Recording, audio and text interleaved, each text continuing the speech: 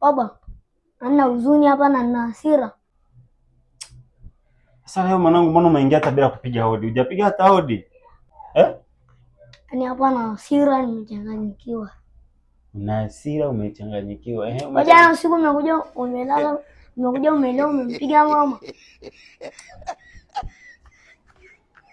Umeniona saa ngapi? Pale tu nilikuwa sijalala. Shahidi huo hapo.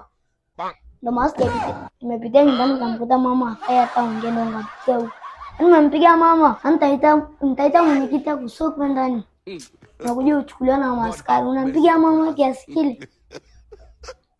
Ametanika huku vile kata huku na visu. Kwa nini umempiga mama fume kuja umelewa? Kwanza mwanangu, hujapisha hodi pale. Umeingia una hasira. Hodi ya nini? Hodi ya nini? Kwa hiyo siku hizi unakuwa wewe umeniona saa ngapi nampiga mamako? Ushahidi ninao hapa. Basi tunakwenda huko mwenyekiti. Lakini unasema hujampiga na unasema kweli. Ushahidi huo hapa naenda kupeleka mwenyekiti.